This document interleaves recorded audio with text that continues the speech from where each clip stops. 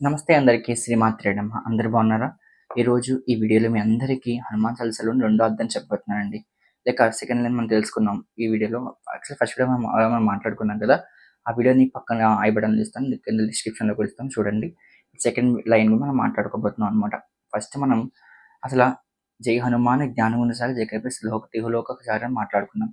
ఇప్పుడు మనకి రామదూత అతులిత బలధామ అంజని పుత్ర పవనసుత నామ. ఈ యొక్క నామాన్ని తెలుసుకుందామండి. రామదూత అంటే మనకు గుర్తొచ్చేది హనుమంతుడు. హనుమంతుడికి అసలు రామదూత అని ఎందుకు పేరొచ్చింది? అసలు రాముడికి, హనుమంతుడికి అసలు ఇద్దరు ఎలా పరిచయం ఎలా మొదలైందో మనం ఫస్ట్ మాట్లాడుకోవాలి.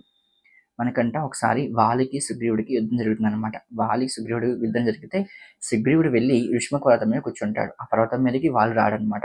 వెళ్లి అక్కడ కూర్చుంటాడు. కూర్చుంటే ఈ వాలి రాడు కాబట్టి సుగ్రీవుడు అలాగే మిగతా వానర సైన్యం అంతా కూడా అక్కడ కూర్చుంటారు. కూర్చునేసరికి రామలక్ష్మణుడు ఈ సీతాన్వేషణ భాగంగా వెళ్తూ ఉంటారనమాట. వెళ్తుంటే అక్కడ సుగ్రీవుడు చూసి హనుమ వెళ్ళు ఎవరో మా అన్నయ్య తాలూకు వాళ్ళు అనుకుంటారు. మన దగ్గరికి వస్తున్నారేమో వెళ్ళి కనుక్కో అంటే అప్పుడు హనుమంతుడు మారువేష రూపంలో సన్యాసి రూపంలో వెళ్ళి కనుక్కుంటాడనమాట. అలా సన్యాసి రూపంలో ఉన్న హనుమంతుడిని చూసి రాముడు అంటాడు, సన్యాసికి ఈ యొక్క ముత్యాలమాల ఎందుకో అడుగుతాడనమాట. అప్పటికి అంతకన్నా ముందే హనుమంతుడికి రాముడిని చూస్తే ఎక్కడో తెలియని ఆకర్షణ శక్తి, ఏదో తెలియని ఆనందం మనకి హనుమంతుడికి కలుగుతుందనమాట అండి. హనుమంతుడు వాళ్ళ తల్లి అయిన అంజనాదేవి చిన్నప్పుడే చెప్తుంది. ఎప్పుడైతే నువ్వు ప్రభువుని చూస్తావో అప్పుడు నువ్వు ఎంతో ఆనందభూతిగా నీకు తెలియకుండానే నీలో ఒక శక్తి వస్తుందని చెప్తుందనమాట. అదే విధంగా ఆ రాముడిని చూస్తే హనుమంతుడికి ఆ ఒక ఫీలింగ్ కలుగుతుందనమాట అండి.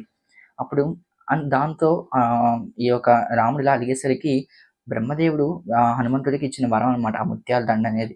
అది కేవలం హనుమంతుడి యొక్క ప్రభువుకి మాత్రమే కనిపిస్తుంది. ఇంకా హనుమంతుడు కన్ఫర్మ్ చేసుకున్నాడు. రాముడే నా ప్రభువు అని చెప్పేసి కన్ఫర్మ్ చేసుకున్నాడనమాట. అప్పటినుంచి హనుమంతుడి బుర్రలో ఒకటే ఆలోచన. ఎప్పుడెప్పుడు మన రాముడిని మనం ఇంప్రెస్ చేయాలి. ఎలా రాముడిని బంటుగా మారాలని చెప్పేసి అలా ప్రయత్నం చేస్తూ ఉన్నాడనమాట అండి. పరిచయం పెంచుకోవాలి రాముడితో అని చెప్పి అలా ప్రయత్నం చేస్తూ ఉన్నాడు.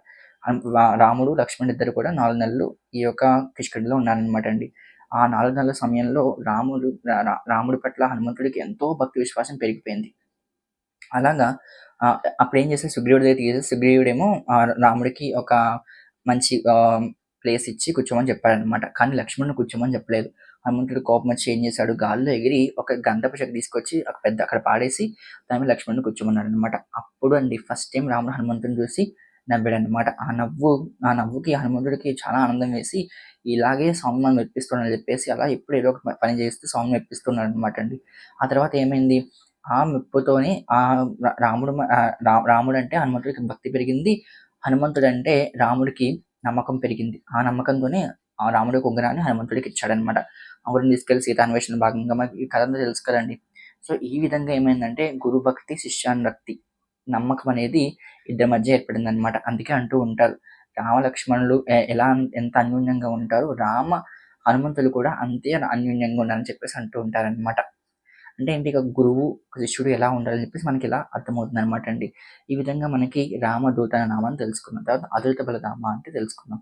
ఒక సందర్భంలో ఏమైందంటే కేసరి అలాగే అంజనాదేవి ఇద్దరు కూడా బద్రీనాథ్ వెళ్తారనమాట. ఆంజనేయ స్వామిని తీసుకొని బద్రీనాథ్ వెళ్తారు. బద్రీనాథ్‌లో ఉన్న నారాయణుని చూసి ఆంజనేయుడు అంటాడు, నా జై శ్రీరామ్ రామ రామ అంటాడనమాట. కానీ కేసరి అంటాడు రాముడు కాదు నారాయణుడు అని చెప్తాడు.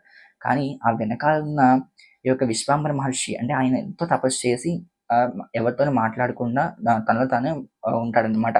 కానీ ఆ రోజు ఏమైంది విశ్వామిత్ర మహర్షి రాముడే అని అంటాడనమాట. కానీ అక్కడ అందరూ వాళ్ళు ఆశ్చర్యపోతారు. ఏంటి ఈయన ఎప్పుడు మాట్లాడడు కదా! ఇప్పుడెందుకు మాట్లాడాడు ఈయన అంటే అప్పుడు విశ్వామిత్ర మహర్షి శిష్యులు చెప్తాడనమాట. నాకు బ్రహ్మదేవుడు చెప్పాడు. ఒక పిల్లాడు ఈ యొక్క బద్రీనాథ్ కొండకొస్తాడు. అక్కడ నారాయణుడిని చూసి రాముడి కింద భావించి రాముడు నామాన్ని తలుస్తాడు అని చెప్తాడనమాట. అప్పుడు నా నా ఒక ఈ దీక్షకి విరమణ అవుతుందని అని అంటాడు. ఏ పిల్లాడైతే అక్కడికొస్తాడో ఆ పిల్లాడు చాలా బలవంతుడు, బుద్ధిశాలుడు అని చెప్తాడనమాట అండి. అందుకే మనకి ఈ యొక్క ఆంజనేయ స్వామి సాక్షాత్తు శివుని యొక్క స్వరూపం అనమాట. ఈ రామాయణం అంతా కూడా మనకి హనుమంతుడు ఎంతగానో తన యొక్క శాయశక్తిలా ప్రయత్నిస్తూ వచ్చాడనమాట అండి. రామాయణంలో ఎన్నో పాత్రలు మనకి హనుమంతుడి స్వభావం మనకు తెలియజేస్తూ ఉన్నాయన్నమాట. ఎంత రాక్షసులైనా కూడా, ఎంత వాళ్ళైనా కూడా హనుమంతుడికి భయం ఉండదు.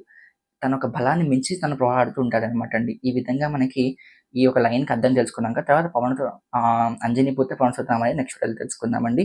అంజనీపుత్ర అంటే ఏంటి? ఇలా ఇంత అద్భుతమైన సుగుణాలు కల ఒకానొక స్వరూపం మనకి ఆంజనేయ స్వామి. ఆ ఆంజనేయ స్వామి ఎవరి కుమారుడు అంటే అంజనీ దేవి కుమారుడనమాట. ఆయన పేరే పవనసుతుడు అని అర్థం అనమాట అండి. సో, ఈ విధంగా మీకు మొత్తం అంతా ఎక్స్‌ప్లెయిన్ చేస్తున్నాను కదా! సో, మన హనుమాన్ చాలీసాని చదువుకుంటూ వెళ్ళేటప్పుడు దానొక అర్థం కూడా తెలుసుకుంటే చాలా బావుంటుందనమాట. సో, చాలా ఇంట్రెస్ట్‌గా చదువుతూ ఉంటాం. నాకు తెలిసి మీ వీడియో నచ్చిందా కూడా నచ్చితే ఏం తెలుసుగా ఛానెల్ సబ్స్క్రైబ్, లైక్ చేసి, షేర్ చేసి ఫ్రెండ్స్ అండ్ ఫ్యామిలీకి కూడా షేర్ చేసేయండి. శ్రీమాత్రే నమః! జై శ్రీరామ్. అందరం మనం కూడా ఉండాలి. సర్వే జన సుఖినో భవంతు. జై బజరంగబలి. కామెంట్ సెక్షన్‌లో జై బజరంగబలి అని టైప్ చేయండి. శ్రీమాత్రే నమః!